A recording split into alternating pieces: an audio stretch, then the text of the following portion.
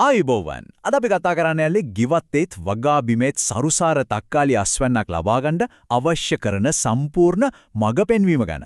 මේක නිකම්ම උපදේශ මාලාවක් නෙවෙයි මේක ශ්‍රී ලංකාවේදීම විද්‍යාත්මකව සාර්ථකයි කියලා ඔප්පු කරපු ක්‍රමවේදයක්. ඉතින් අපි කෙලින්ම විස්තරෙට යමු. බලන්නකෝ මේ තක්කාලි අස්වැන්න හැටි. ඇත්තටම මේ වගේ ප්‍රතිඵලයක් කියන්නේ නිකම්ම වාසනාවට ලැබෙන දෙයක් නෙමෙයි. මේක පිටිපස්සේ තියන්නේ නියම විද්‍යාවක්. අන්නේ ඒ විද්‍යාත්මක ක්‍රියාවලිය තමයි අපි අද පියවරෙන් පියවර ගෙන ගන්න යන්නේ. හොඳයි ඕනෑම සාර්ථක වගාවක පළවෙනි සහ වැදගත්ම අඩිතාලම තමයි පස.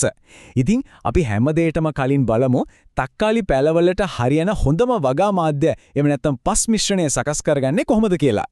වගා බෑග් එකකට නැත්නම් බඳුනට අවශ්‍ය පස් මිශ්‍රණයට ප්‍රධාන දේවල් තුනක් තියෙනවා. එකක් තමයි මතු පිටපස්, දෙවැනි එක හොදින්ම දි รา පත් වෙච්ච කොම්පෝස්ට් හරි කුකුල් පොහොර හරි. තුන්වෙනි එක තමයි PBHR. ඒ කියන්නේ අඩ වශයෙන් පුච්චපු V10. මෙතනදී මේක විශේෂයෙන් මතක තියාගන්න ඕන පාවිච්චි කරන පොහොර අනිවාර්යෙන්ම හොඳටම දිරාලා තියෙන්න ඕනේ. නැත්නම් පැලවල මුල් පිච්චිලා යන ලොකු ඉඩක් තියෙනවා. ඉතින් මොකද්ද මේ PBRH වල තියෙන විශේෂත්වය? ජයික ආයතනයේ වාර්තාවකට අනුව PBRH පාවිච්චි කරාම පස්සේ ව්‍යුහය හොද වෙනවා විතරක් නෙවෙයි ඒකේ තියෙන සිලිකේට් නිසා පැලවල සෛල ශක්තිමත් වෙනවා. ඒකේ ප්‍රතිඵලයක් විදිහට ලෙඩ රෝගවලට ඔරොත්තු දීම හැකියාවත් ඉහළ යනවා. හරි. දැන් තවාණෙන් ගලවලා පැලවගා බෑග් වලට මාරු කරන්න හොඳම වෙලාව මොකක්ද? ඒ තමයි පැලේ සත්‍යපත්‍ර 3ක් හෝ 5ක් ආවට පස්සේ. මේ වෙලාවේදී මුල් පද්ධතියට කිසිම හානියක් නොවෙන්න හරිම ප්‍රවේශමෙන් පැල ටික හිටවන්න ඕන. හොඳයි.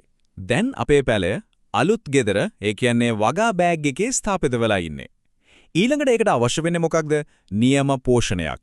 ඒකත් නිකම්ම නෙවෙයි. නිවැරදි සතියෙන් සතියේ ලබා දෙන විද්‍යාත්මක පෝෂණ කාලසටහනක්. අපි දැන් ඒ ගැන බලමු. පොහොර ගැන කතා කරන්න කලින් අපි මේ දිහා පොඩ්ඩක් බලමු. මේ කාල රේඛාවෙන් පෙන්වන්නේ තක්කාලි පැලයක සම්පූර්ණ ජීවන චක්‍රය. ඒ කියන්නේ බීජයක් හිටවපු දවසේ ඉඳලා පැලය ස්ථාපිත වෙලා ශාකමය වර්ධනය වෙලා මල් පිපිලා අස්වැන්න නෙලනකම්ම යන ගමන. අපි දැන් බලන්න යන පොහොර කාලසටහන සම්පූර්ණයෙන්ම පදනම් වෙලා තියෙන්නේ මේ වර්ධන අවදි මත. පොහොර යෙදීමේ පළවෙනිම පියවර තමයි මූලික යෙදීම. ඒ කියන්නේ පැලය හිටවන්නත් කලින් පසට පොහොර එකතු කරන එක. මෙතනදී අපි කුකුල් පොහොර සහ PBRH වලට අමතරව TSP ඒ කියන්නේ ට්‍රිපල් සුපර් ෆොස්ෆේට් කියන පොහොර යොදනවා. ඒකෙන් වෙන්නේ ශාකයේ මුල් වර්ධනයට අත්‍යවශ්‍ය ෆොස්ෆරස් ලබා දෙන එක. ඊළඟට තියෙන්නේ මතු පිට පොහොර යෙදීම. ඒ කියන්නේ පැලේ වැඩෙන ගමන් ඒකට අවශ්‍ය පෝෂණය ලබා දෙන එක. බලන්න යූරියා සහ MOP ඒ කියන්නේ ම්යුරියේට් ඔෆ් පොටෑෂ් එකපාර ලොකු ප්‍රමාණයක් නොදා පැලයට අවශ්‍යම වර්ධන අවදිවලදී කොටස් වශයෙන් ලබා දෙන හැටි. මේකෙන් පොහොර නාස්ති වෙන්නේ නැතුව උපරිම ප්‍රයෝජනයක් ගන්න පුළුවන්. සාමාන්‍ය පොහොර වලට අමතරව කෙලින්ම පාත්‍ර වලට ඉසින්න පුළුවන් විශේෂ දියර පොහොර වර්ගත් තියෙනවා. පොටෑසියම් ඉසිනිය මල් හටගන්නා කාලයටත් කැල්සියම් නයිට්‍රේට් ඉසිනිය ගෙඩිවල යටකුණු වීම වගේ ලෙඩ වළක්ව ගන්නත් හරිම වැදගත්. හොඳයි දැන් පෝෂණයත් හරි. අපි ලස්සනට පැල ටික හදාගෙන එනකොට තමයි ප්‍රධානම හතුරු එන්නේ. ඒ තමයි පලිබෝධකයෝ.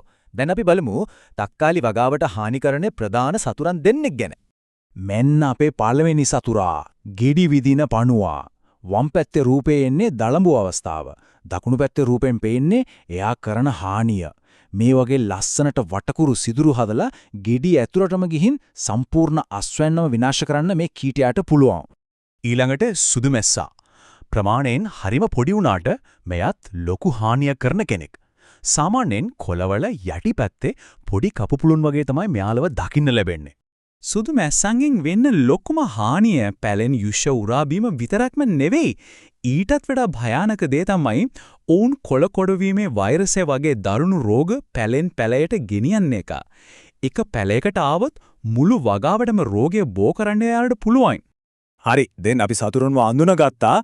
ඊළඟට බලමු මේ සතුරන්ගෙන් අපේ තක්කාලි පැල ආරක්ෂා කරගන්න පාවිච්චි කරන්න පුළුවන් දක්ෂ ඒ වගේම ඵලදායී පාලන ක්‍රම මොනවද කියලා. කෙලින්ම රසායනික ද්‍රව්‍ය වලට යන්න කලින් අපිට කරන්න පුළුවන් දේවල් ගොඩක් තියෙනවා. මේවා තමයි පළමු ආරක්ෂක පියවර. හානිබුණු ගෙඩි වහාම ඉවත් කරන එක, කහපාට ඇලෙන උගුල් යොදන එක, වගාබිව වල්පැල වලින් තොරව තියාගන්න එක සහ කොහොඹට සාරිය වගේ ස්වභාවික දේවල් ඉසිරෙන එක හොඳම වැළැක්වීමේ ක්‍රම විදියට හඳුන්වන්න පුළුවන්. හොඳයි.